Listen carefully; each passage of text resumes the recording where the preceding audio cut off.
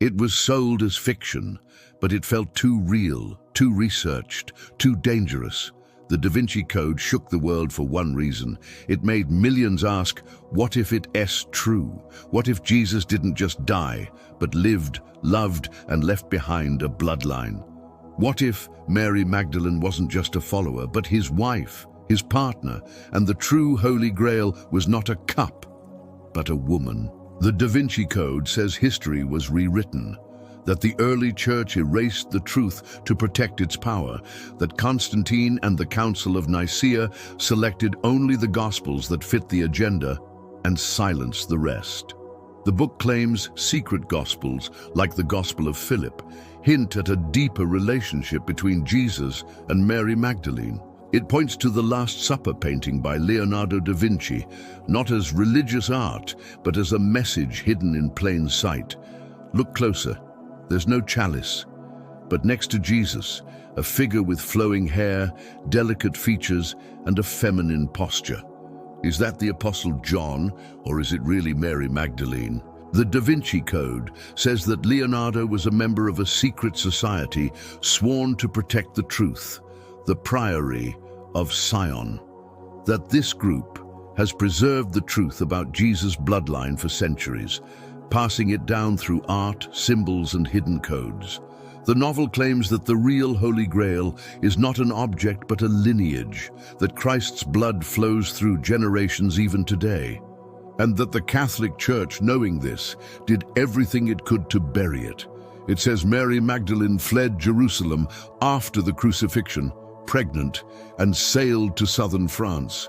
There, she raised Jesus' child under the protection of early believers and esoteric societies. The book links royal European bloodlines to this secret family tree, suggesting that the Merovingian dynasty may carry the blood of Christ. It's bold, blasphemous to many, but fascinating to others who have long questioned what the Church refused to explain.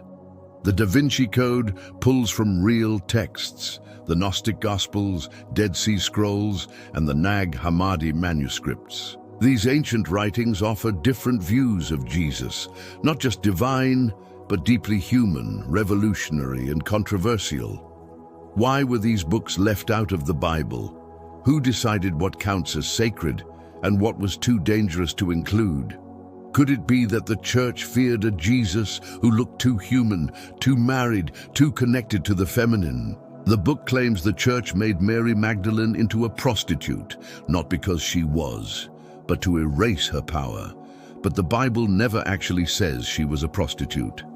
That label came later, from men in power, not from Scripture. What if Mary Magdalene wasn't a mistake in the story, but a key character in a love story the world was never meant to hear? The Da Vinci Code argues that symbols, like the V and inverted pyramid, represent the divine feminine and are found throughout Christian architecture. It says Da Vinci used these symbols to expose what the Church refused to reveal. Even the Louvre, home of the Mona Lisa and other mysterious works, is painted as a vault of ancient secrets and clues. So was Dan Brown just a storyteller, or did he tap into something real? Because what people felt when reading that book wasn't just excitement, it was revelation. Millions who read the Da Vinci Code began questioning, what else have we been told to believe without evidence? Some searched deeper, digging into history, theology, and art, looking for signs the Church may have tried to erase. Others condemned it as pure fiction, claiming it insults the divinity of Christ and spreads dangerous lies. But here's the part that stings the most. The Church didn't deny the symbols, it denied the conclusions. The symbols are real. The Gnostic texts are real. The missing Gospels are real. The question is, what do they really mean? Leonardo da Vinci was not just an artist. He was a mathematician, philosopher, and believed to be part of esoteric circles. He often hid messages in his art, codes, contradictions, layers of meaning far beyond brush strokes. The figure in the Last Supper that looks like a woman. Many believe it's no accident, it's a challenge. Even the space between Jesus and the feminine figure forms a V, symbolizing the sacred womb, the vessel of divine life. The book calls the Holy Grail the Sang Real, or Sang Real, meaning royal blood. It suggests that Jesus' legacy was never about a chalice, but about a living lineage protected by those who knew the truth. That truth, according to the novel, was too powerful, too destabilizing. If true, it would shake the foundations of Christianity. Imagine the Son of God married with a child, not a symbol of celibacy, but a symbol of sacred union. Imagine Mary Magdalene not weeping at his feet, but sitting beside him, equal in spirit, in purpose, in destiny.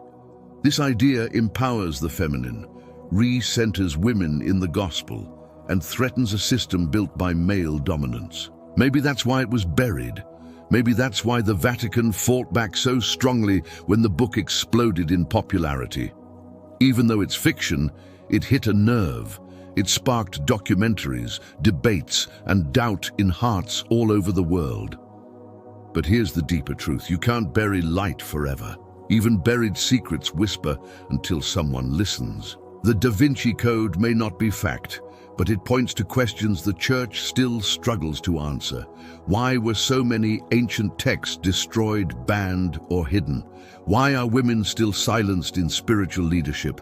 Why does history show one story when the earliest followers of Jesus may have seen something very different? In the end, this book is not just about a bloodline, it's about spiritual courage, the courage to question, the courage to seek, the courage to say, maybe there's more.